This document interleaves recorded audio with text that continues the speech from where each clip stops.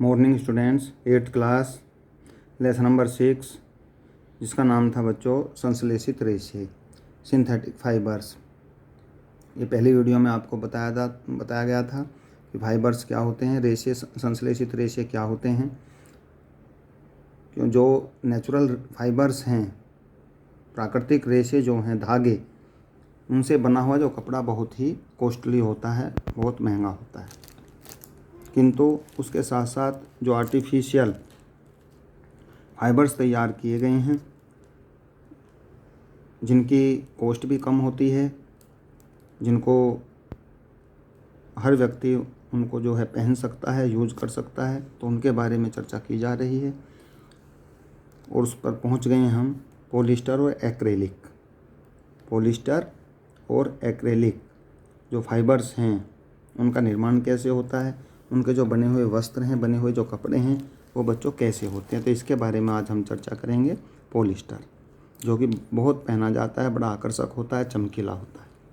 Polyester एक अन्य संश्लेषित रेशा है। संश्लेषित रेशे का मतलब है जो आर्टिफिशियल हैं, जो कृत्रिम हैं, इनको ओरिजिनल नहीं कहा जा सकता। जो आर्टिफिशियल फाइबर्स हैं, उनसे जो बना हुआ कपड़ा होता है, वस्त्र होता है, उनको पॉलिस्टर कहा जाता है। इस रेशे से बने कपड़े में आसानी से सलवटें नहीं पड़ती हैं और धोने में आसानी भी रहती है। ये कपड़े जल्दी ही सूख जाते हैं और अधिक टिकाऊ और मजबूत भी होते हैं। ठीक है बच्चों, ये आग को भी जल्दी नहीं पकड़ते हैं। पॉलिस्टर से साड़ियाँ, कमीज़ें, पैंट आदि बनाई जाती हैं। इनका उपयोग बोतलें, बर्तन, फिल्म और अन्य बहुत से उपयोगी उत्पाद के निर्माण हेतु भी किया जाता है।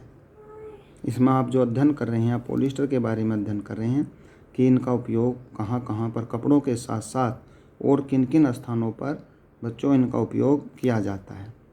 हम सदैव सर्दियों में स्वेटर पहनते हैं, ऊनी वस्त्र पहनते हैं, आप सभी जानते हैं।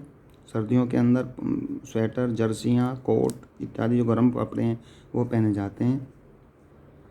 शाल व कंबल का उपयोग भी करते हैं।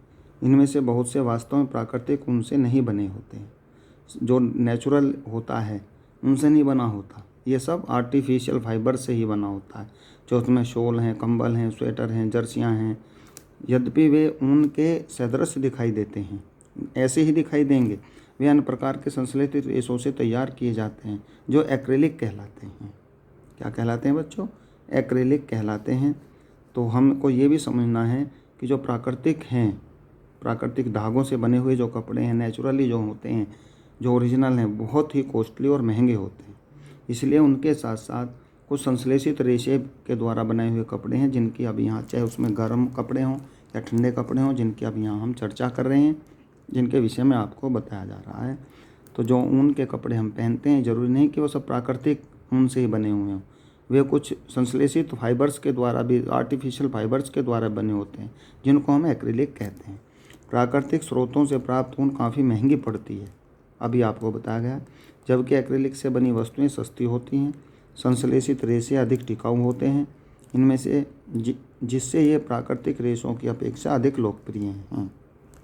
प्राकृतिक रेशों को जलाने का यदि हम प्रयास करें तो ये गर्म करने पर पिघल जाते हैं। यह गुण वास्तव में एक हानिकारक गुण होता है, ठीक है, और आग लग जाने पर बहुत हानि भी हो सकती है।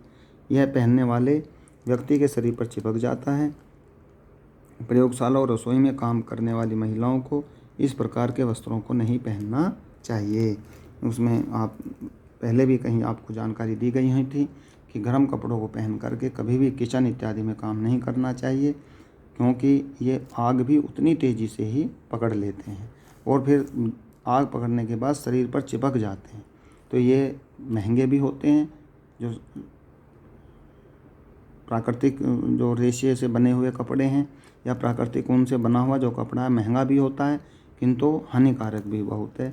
इसलिए संश्लेषित रेशों से बने हुए कपड़े या एक्रिलिक ऊन से बने हुए गर्म कपड़े अधिक मजबूत भी होते हैं, टिकाऊ भी होते हैं और इस तरीके की हानि का भी कोई डर नहीं रहता है। विशेष जानकारी, पॉलीकोट पॉलिस्टर तथा कपास के मिश्रण से बनता है। पॉलीकोट पॉलिस्टर और कपास के मिश्रण से बनता है, जबकि पॉलीवूल पॉलिएस्टर तथा ऊन के मिश्रण से बनता है। ऊनी जो कपड़े हैं पॉलीवूल के बने होते हैं, जो ये संश्लेषित रेशा आपको बताया गया था। ऐसे ही पॉलीकोट जो है पॉलिएस्टर और कपास से बन करके बना होता है। संश्लेषित रेशों के गुणधर्म, जो आर्टिफिशियल फाइबर्स हैं उनके प्रॉपर्टीज़ मीन्स बच्चों गुणधर्म। संश्लेषित रेशे अद्वितीय गुण धर्मों वाले होते हैं जो इन्हें परिधान सामग्री हेतु लोकप्रिय बनाते हैं। ये लोकप्रिय क्यों बनते हैं? क्योंकि बहुत चमकीले होते हैं, बड़े आकर्षक होते हैं, सस्ते होते हैं, ये शीघ्र सूख जाते हैं, अधिक चलाऊ, कम महंगे, आसानी से उपलब्ध और रखरखाव में सुविधाजनक होते हैं। समझ लीजिए आप बच्चों कि कितने फ़ायदे जो संश्लेषित रेशों से बने हुए कपड़े होते हैं वो कितने फ़ायदेमंद होते हैं। संश्लेषित रेशे प्राकृतिक रेशों की अपेक्षा कम जल सोखते हैं और ये सूखने में भी कम समय लेते हैं, जल्दी सूख जाते हैं क्योंकि इनके अंदर पानी एब्जॉर्ब नहीं होता, पानी को अवशोषण की क्षमता इनके अंदर नहीं होती, जो पानी होता है वो सब बाहर निकल जाता है। ये अत्यधिक टिकाऊ होते हैं, मूल्य और रखरखाव के विषय में कृत्रिम रेशों की अपेक्षा सस्ते और कम खर्चीले होते हैं। अगर हम सूती कपड़ा पहनते हैं, कॉटन का पहनते हैं जो प्योर होता है, तो उसके रखरखाव में और कृत्रिम रेशों से बने हुए कपड़ों के रखरखाव में भी काफ़ी अंतर होता है और इन पर प्रेस इत्यादि की भी आवश्यकता नहीं होती, जल्दी सूख जाते हैं, जल्दी धुल जाते हैं, इसलिए ये ज़्यादा पसंद किए जाते हैं। नेक्स्ट पेज पर बच्चों, प्लास्टिक क्या है? प्लास्टिक एक हल्की तथा सस्ती अधातु है। आपने देखा होगा कि प्लास्टिक के बर्तन घरों में भी कितने यूज़ किए जाते हैं और ये कितने प्रचलन में है कि इसके बिना हम नहीं रह सकते। इससे बनी हुई धातुएं हमारे जीवन में कितना महत्वपूर्ण स्थान रखती हैं, ये सब आपको यहाँ पर अब बताया जाएगा। प्लास्टिक एक हल्की और सस्ती धातु है। यह अधिक टिकाऊ नहीं होती है क्योंकि इसका टूटने और पिघलने का भय बना रहता है। इसका प्रयोग करते समय हमें बड़ी सावधानी बरतनी पड़ती है। संश्लेषित रेशों की तरह प्लास्टिक भी एक बहुलक है, ठीक है, ये भी ऐसे ही संश्लेषित करके ही बनाई गई है। सभी प्लास्टिकों में इकाइयों की व्यवस्था एक प्रकार की नहीं होती, कुछ में रेखीय होती है तो अन्य में यह त्रिकबद्ध होती है।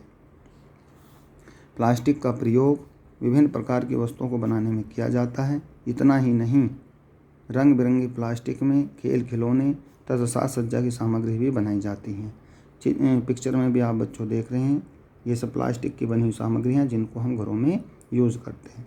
आजकल पॉलीथीन प्लास्टिक का एक ऐसा उदाहरण है, पॉलीथीन जिसमें हम सामान बाज़ार से लाते हैं, जो सामान्य रूप से हर ठेले वाले के पास वस्तुओं को बेचने और ख़रीदने में प्रयोग किया जाता है।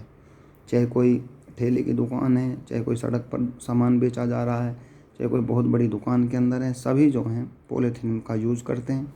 प्लास्टिक से कुर्सियाँ, बाल्टियाँ तथा गिलास आदि बनाए जाते हैं। प्लास्टिक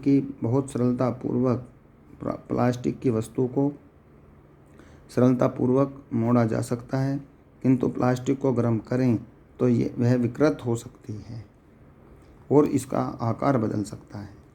थर्मोप्लास्टिक इस प्रकार का उदाहरण है, ठीक है बच्चों, कि इसको गर्म करने पर, प्लास्टिक को गर्म करने पर या इसको जो है एक तरीके से मोड़ने तोड़ने पर यह विकृत हो जाती है और अपना आकार बदल लेती है।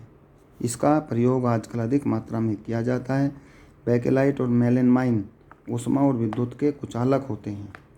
मेलामाइन एक बहुउपयोगी पदार्थ है, यह आग का प्रतिरोधक है, अर्थात आग को लगाने से या आग लगने से रोकता है। इसमें अन्य प्लास्टिक की अपेक्षा ऊष्मा को सहने की क्षमता अधिक होती है। इसका उपयोग फर्श की टाइलें, रसोई के बर्तन और बर्तनों के हैंडल और कपड़े बनाने के प्रयोग में किया जाता है क्योंकि मेलामाइन आग का प्रतिरोधक है। इसके हत्थे बनाए जाते हैं, चाहे वो कुकर के हत्थे हों, किसी भी बर्तन के हत्थे इस प्रकार की प्लास्टिक के द्वारा ही बनाए जाते हैं और ये एक तरीके से विद्युत रोधी है या ऊष्मारोधी है, जिससे ये ना तो जल्दी गर्म हो पाती है और ना ही इसमें बिजली वगैरह का करंट लगने का डर रहता है। किसी प्रकार का कोई इसमें नहीं, तो ये एक तरीके से विद्युत रोधी है, विद्युत के कुचालक है। ठीक है बच्चों, आगे बढ़ते हैं। प्लास्टिक तथा बहुलक के मुख्य प्रकार। ये प्लास्टिक कितने प्रकार की होती है? Number 1 thermoplast, number 2 थर्मोसेट्स। थर्मोप्लास्ट और थर्मोसेट्स। ठीक है बच्चों, अब हम थर्मोप्लास्ट के बारे में पहले पढ़ेंगे। थर्मोप्लास्ट वे पदार्थ होते हैं जो गर्म करने पर द्रवित हो जाते हैं और ठंडा करने पर अपने गुणधर्म पुनः प्राप्त कर लेते हैं। इसको आप ऐसे भी समझ सकते हैं कि जब इसको गर्म किया जाएगा तो यह द्रव में बदल जाता है, किंतु पुनः इसमें ऐसी भी अपना गुणधर्म होता है कि पुनः ठंडा होने पर अपनी उसी स्थिति में भी आ सकता है। इस प्रकार थर्मोप्लास्ट को बार बार पिघलाकर कई आकारों में बदला जा सकता है। उदाहरण के लिए पॉलीथीन और पॉलीविनाइल क्लोराइड, पीवीसी इसको बोलते हैं, पॉलीविनाइल क्लोराइड, जिससे ये प्लास्टिक का निर्माण होता है। थर्मोसेट्स वे पदार्थ होते हैं जिन्हें एक बार बनाने के पश्चात पिघलाया नहीं जा सकता। थर्मोप्लास्ट को पिघलाया जा सकता है किंतु थर्मोसेट्स को नहीं पिघलाया जा सकता।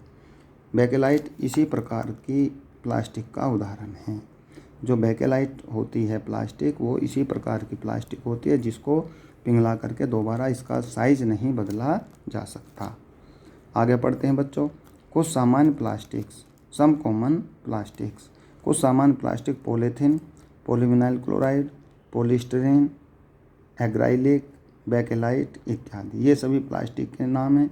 इनकी सबकी अपनी क्वालिटीज़ हैं। इनकी कौन सी प्लास्टिक कौन सी क्वालिटी की है, इसमें भी हम चर्चा करने वाले हैं। तो नंबर 1 है पॉलीथीन। पॉलीथीन मजबूत और लचीली होती है। यह रसोइयों के प्रभाव से अप्रभावी होती है।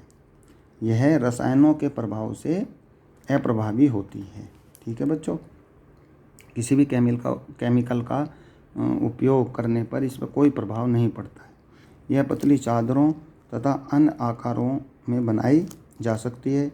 यह थर्मोप्लास्ट है। यह विद्युत की कुचालक है। यह वजन में काफ़ी हल्की होती है क्योंकि इसका उपयोग बिजली के सामान इत्यादि में भी किया जाता है, क्योंकि विद्युत की कुचालक होती है। इनका उपयोग हम कहाँ कहाँ करते हैं?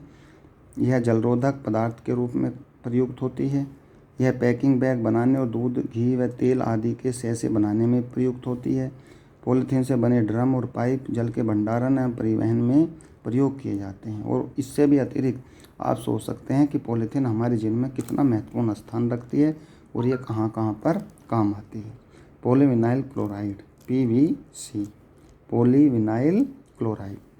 विनाइल क्लोराइड अणुओं के बड़ी मात्रा में जुड़ने से पॉलीविनाइल क्लोराइड प्राप्त होती है। यह एक थर्मोप्लास्ट है और तथा पॉलीथीन से ज़्यादा मजबूत होती है। रोलरों के बीच में से प्रवाहित करने से पीवीसी की चादरें प्राप्त होती हैं। ठीक है बच्चों, ये प्लास्टिक की जो चादरें होती हैं जिसको हम पीवीसी के नाम से बोलते हैं, उनको बनाने में काम आती है। इसके अतिरिक्त इसके उपयोग कहाँ कहाँ पर हैं यूजेज? यह बोतल, ड्रम, पाइप आदि बनाने में प्रयुक्त होती है। पॉलीविनाइल क्लोराइड जिसको पीवीसी कहा जाता है, तो बोतल, ड्रम, पाइप आदि बनाने में काम आती है। यह जूते, चप्पल व चमड़े के जैसे दिखाने वाले पदार्थ बनाने में प्रयुक्त होती है। यह विद्युत तारों पर कुचालक की तरह प्रयुक्त की जाती है। ठीक है, क्योंकि विद्युत की कुचालक होती है। यह हैंडबैग, बरसाती सूटकेस के कवर आदि वस्तु बनाने में भी प्रयुक्त होती है। ठीक है, नेक्स्ट है बच्चों पॉलीस्टाइरीन। ये सभी प्लास्टिक के प्रकार हैं कि प्लास्टिक कितने प्रकार के होते हैं और उनको हम कहाँ कहाँ किस किस क्षेत्र में यूज करते हैं। पॉलीस्टाइरीन पॉलीथीन से बहुत ज़्यादा हल्की होती है तथा इसे किसी भी आकार में ढाला जा सकता है। ठीक है बच्चों, इसे किसी भी आकार में ढाला जा सकता है। इसको हवा के बुलबुलों सहित एक झाग के रूप में बदला जाता है। इस अवस्था में यह स्टाइरोफोम या थर्मोकोल कहलाती है। थर्मोकोल आपने देखी होगी। थर्मोकोल के भी बर्तन और प्लेटें इत्यादि बनने में, ग्लास इत्यादि बनाने काम आती है। यह कठोर तथा भंगुर होती है। भंगुर का मतलब टूट जाती है। यह कठोर तो होती है किंतु साथ साथ भंगुर भी होती है, बीच से टूट भी जाती है आसानी से। इसका उपयोग कहाँ पर होता है? इसका प्रयोग फ्रिज एवं कूलरों खोखली दीवारों में ऊष्मा के कुचालक के रूप में किया जाता है। जहाँ पर फ्रिज रखते हैं, कूलर रखते हैं, उनके बीच में जो जगह बन जाती है उसको ढकने का कार्य इस प्रकार से थर्माकोल इत्यादि से किया जाता है।